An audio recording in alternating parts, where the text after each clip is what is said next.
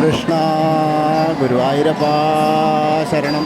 ഗുരുവായൂരപ്പൻ്റെ ഉച്ചപൂജ കഴിഞ്ഞു, കളപാലങ്കാരം കഴിഞ്ഞു, നട തുറന്നു. അപ്പോൾ നമുക്ക് എല്ലാവർക്കും ഗുരുവായൂരപ്പനെ കാണാൻ പോകണ്ടേ? എല്ലാവരും വരൂ. നമുക്ക് ആദ്യം തന്നെ ആ കിഴക്കേ നടയിലുള്ള ഗണപതി ക്ഷേത്രത്തിൽ പോയിട്ട് ദർശനം നടത്തി പോരാട്ടോ. അങ്ങനെ നമ്മൾ വരുമ്പോൾ നേരെ ഗോപുരവാതിൽ കടന്ന് വാതിൽപ്പടി കയറുകയാണ്. വാതിൽപ്പടി കയറുമ്പോൾ ഇന്നിപ്പോൾ ഉത്സവം 4ാമത്തെ ദിവസമാണ്. അത്യാവശ്യം നല്ല തിരക്കാണ്. ഏകദേശം ശ്രീഭൂതബലി കഴിഞ്ഞ് തന്നെ 10 മണിയൊക്കെ ആയി. പന്തീരടി 10-10:30 ആയി. ഉച്ചപൂജ 11:30 ആയിട്ട് ഇതപ്പം നട തുറന്നേ ഉള്ളൂ. അത്യാവശ്യം നല്ല തിരക്കാണ്. എല്ലായിടത്തും പരിപാടികൾ നടക്കുന്നു. പ്രസാദകൂട്ട് വളരെ ഗംഭീരമായിട്ട് നടക്കുന്നുണ്ട്. നല്ല ഒരു എന്താ പറയുക, ആകെ ഭക്തിസാന്ദ്രമായ അന്തരീക്ഷമാണ്. മേൽപ്പത്തൂർ ഓഡിറ്റോറിയത്തിലെ പരിപാടികൾ നടക്കുന്നു, വൈഷ്ണവത്തിലെ പരിപാടികൾ നടക്കുന്നു. എന്തായാലും നമുക്ക് തൊഴാം. ഇന്ന് ആ ചതുർബാഹുവായ നാരായണ വിഗ്രഹത്തിൽ ഏത് രൂപത്തിലാണ് ഭഗവാൻ നമ്മളെ കാത്തിരിക്കുന്നത് എന്ന് നോക്കാം. അങ്ങനെ നമ്മൾ നോക്കുമ്പോൾ ആ മേൽപ്പത്തൂരിനെ ഒന്ന് സ്മരിക്കാം. ഇടത്തു ഭാഗത്തേക്ക് നോക്കിയിട്ട് ആ പീഠം കണ്ട് മേൽപ്പത്തൂരിനെ ഒന്ന് സ്മരിക്കാം. വലതു ഭാഗത്തുള്ള ആ തൂണ് നോക്കിയിട്ട്, നരസിംഹാവതാരം കാണിച്ചു കൊടുത്ത തൂണ് നോക്കിയിട്ടൊന്ന് സ്മരിക്കാം. അങ്ങനെ നമ്മൾ ഉള്ളിലേക്ക് നോക്കുമ്പോൾ കാൽത്തടകൾ കാണാണ്ട് അങ്ങനെ കാല് തൂക്കിയിട്ട മാതിരി ഇന്ന് ഊഞ്ഞാലാടുന്ന പൊന്നുണ്ണിക്കണ്ണനാണ്. വലിയൊരു ഊഞ്ഞാലുണ്ട്. അതിൻ്റെ മുകളിൽ 2 കൈ കൊണ്ടും പിടിച്ചിട്ടുണ്ട്. ഒരു കൈയിൽ ഓടക്കുഴൽ അരയിൽ തിരിക്കിയിട്ടുണ്ട്. 2 കൈ കൊണ്ടും മുറുകെ പിടിച്ചിരിക്കുകയാണ്. വളരെ നല്ല ഒരു അലങ്കാരമാണ്. അതായത് ആ ചതുർബാഹുവായ വിഗ്രഹം മുഴുവൻ നിറഞ്ഞു നിൽക്കുന്ന രീതിയിലാണ്. ഇന്നത്തെ ഉച്ചപൂജ ഉണ്ടായിരുന്നത് കക്കാട് മനോദിക്കനാണ്. അതുപോലെ കളഭാലങ്കാരം മുന്നൂലം ഭവോദിക്കൻ വളരെ നന്നായിട്ട് ചാർത്തിയിട്ടുണ്ട്. എല്ലാവർക്കും കണ്ടാൽ പെട്ടെന്ന് മനസ്സിലാവുന്ന പോലെയാണ് ആ ഊഞ്ഞാലുമ്മേൽ ഇരുന്ന് ആടുന്ന പൊന്നുണ്ണിക്കണ്ണൻ്റെ ആ ഒരു കളഭാലങ്കാര വർണ്ണന വളരെ നന്നായിട്ടുണ്ട്. അപ്പോൾ എല്ലാവരും ഗുരുവായൂരപ്പൻ്റെ ആ ശ്രീലകത്തേക്ക് നോക്കിക്കോളൂ. നമ്മളിപ്പോൾ ആ സോപാനപ്പടിയിലാണ്. സോപാനപ്പടിയിൽ നിന്നിട്ട് അകത്തേക്ക് നോക്കുകയാണ്. അങ്ങനെ ചിന്തിക്കുക. അങ്ങനെ ചിന്തിക്കുന്ന സമയത്ത് കാൽത്തടകളൊക്കെ കാണുന്നു, കൈവളകൾ കാണുന്നുണ്ട്, അതേപോലെ തോൾവളകളുണ്ട്. അങ്ങനെ നെറ്റിയിൽ നല്ലൊരു ഗോപിക്കുറിയുണ്ട്. അങ്ങനെ മാറത്ത് ഒരു മാങ്ങാമാലയുണ്ട്, ഒരു നെക്ലസ് മാലയുണ്ട്, അതുപോലെ വലിയൊരു വളയം പോലത്തെ മാലയുണ്ട്. പിന്നെ നല്ല ഉണ്ടമാലകൾ കാണാനുണ്ട്. തെച്ചിയും തുളസിയും വെളുത്ത പൂവായിട്ടുള്ളൊരു മാലയും, അതേപോലെ തന്നെ തെച്ചിയും തുളസിയായിട്ടുള്ള വേറൊരു മാലയും. അങ്ങനെ 2 ഉണ്ടമാലകളുണ്ട്, 2 തിരുമുടി മാലകളുണ്ട്. അതേപോലെ പീലി തിരുമുടി കെട്ടിയിട്ടുണ്ട്, കളഭം കൊണ്ട് പീലി ചാർത്തിയിട്ടുണ്ട്. വേറെ മുകളിലേക്ക് നോക്കുമ്പോൾ 4 തുളസിമാലകൾ കാണാനുണ്ട്, ഒരു താമരയും കാണാനുണ്ട്. അങ്ങനെ മൊത്തത്തിൽ നല്ല രസമായിട്ടുള്ള കളഭാലങ്കാരമാണ്. അപ്പോൾ എല്ലാവരും കണ്ട് തൊഴുതോളൂ. ആ ഗുരുവായൂരപ്പൻ്റെ ആ ചതുർബാഹുവായ വിഗ്രഹം നോക്കിയിട്ട് ആ ഊഞ്ഞാലാടുന്ന ഉണ്ണിക്കണ്ണനെ നോക്കി തൊഴുതോളൂ. നമ്മളിപ്പോൾ സോപാനപ്പടിയിലാണ്.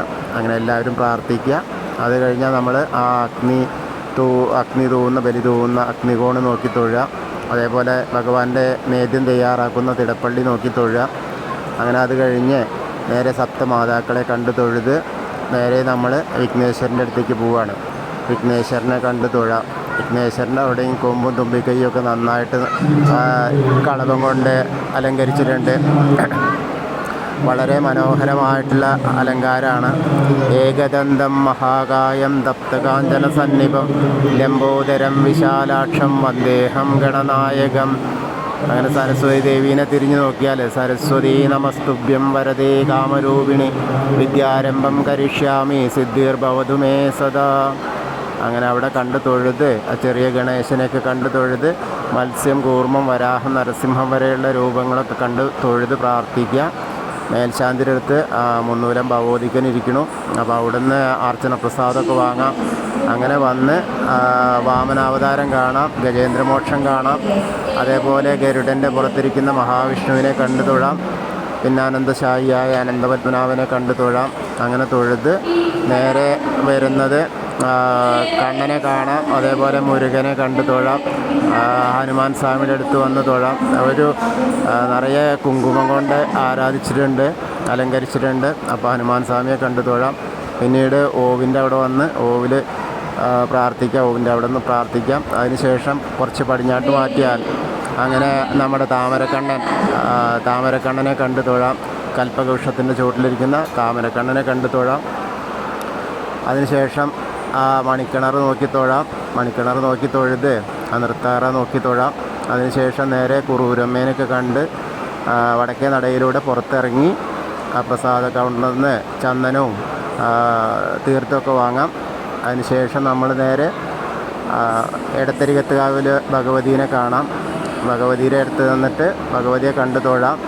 സർവമംഗളമാംഗല്യേ ശിവേ സർവാർത്ഥസാധികേ ശരണ്യേ ത്രയംബകേ ഗൗരി നാരായണി നമോസ്തുതേ. അങ്ങനെ അമ്മേനെ കണ്ടു തൊഴുതു. അതിനുശേഷം വീണ്ടും നമ്മൾ ആ കോർണറിലേക്ക് വന്നാൽ നേരെ മമ്മിയൂരപ്പനെ കണ്ടു തൊഴാം.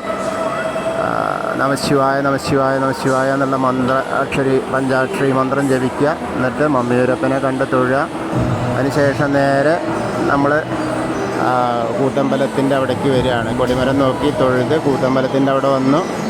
കൂത്തമ്പലത്തിലൊന്ന് തൊഴുത് നേരെ വരുന്നത് അയ്യപ്പസ്വാമിയുടെ അടുത്ത് വന്ന അയ്യപ്പസ്വാമിയുടെ അവിടെ ശുദ്ധിയൊക്കെ കഴിഞ്ഞു. അപ്പോൾ അയ്യപ്പസ്വാമീനെ കണ്ട് തൊഴാം. അയ്യപ്പസ്വാമിയുടെ അവിടെ വന്നാൽ നന്നായിട്ട് തൊഴാം. ഭൂതനാഥ സദാനന്ദ സർവഭൂതദയാപര രക്ഷ രക്ഷ മഹാബാഹോ ശാസ്തേ സ്തുഭ്യം നമോ നമ.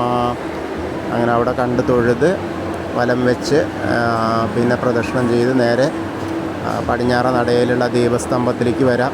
ദീപസ്തംഭത്തിൽ വന്നിട്ട് വേണുഗോപാല സ്വരൂപം കാണാം. അതേപോലെ കുറച്ച് പുറകിലോട്ട് ഇറങ്ങി നിന്നാൽ കൊടിമരത്തിൻ്റെ മുകളിലുള്ള വേണുഗോപാല സ്വരൂപം കാണാം. അപ്പോൾ എല്ലാവരും ഇന്നും ഗുരുവായൂരപ്പൻ്റെ ഉച്ചപൂജ കളഭാലങ്കാരം എൻ്റെ കൂടെ വന്ന് തൊഴുതു.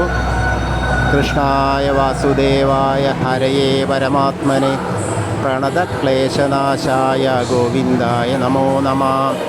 ഹരേ കൃഷ്ണ. ഗുരുവായൂരപ്പ ശരണം. ഇന്നിപ്പോൾ പുറത്തുനിന്നാണ്, ഇന്ന് വീട്ടിലേക്ക് പോകാൻ പറ്റിയില്ല. അപ്പോൾ അതുകൊണ്ടാണ് ചെറിയ ശബ്ദ കോലാഹലങ്ങൾ ഉണ്ട്. കാരണം ഉള്ളിലേക്ക് എത്താൻ കുറച്ചും കൂടി വഴുകും. അപ്പോൾ ഏതായാലും ഉച്ചപൂജ തൊഴുത സമയത്ത് നിങ്ങളിലേക്ക് എത്തിയതാണ്. അപ്പോൾ എല്ലാവർക്കും ആ ഗുരുവായൂരപ്പൻ്റെ ഉത്സവത്തിലൊക്കെ പങ്കെടുക്കാനുള്ള സൗകര്യം ഗുരുവായൂരപ്പൻ ഒരുക്കി തരട്ടെ. എല്ലാവർക്കും ആ പഴുക്കാമണ്ഡപത്തിലും അതുപോലെ ശിവേലിക്കും ഒക്കെ വന്ന് തൊഴാനുള്ള ഭാഗ്യം ഉണ്ടാവട്ടെ. അത് അഥവാ പറ്റാത്ത ആളുകൾക്ക് എൻ്റെ ശബ്ദത്തിലൂടെ ഗുരുവായൂരിലേക്ക് എത്താനുള്ള ഒരു ഉപാധി ആവട്ടെ. എല്ലാവർക്കും ഗുരുവായൂരപ്പൻ്റെ അനുഗ്രഹം ലഭിക്കട്ടെ. ഹരേ കൃഷ്ണ.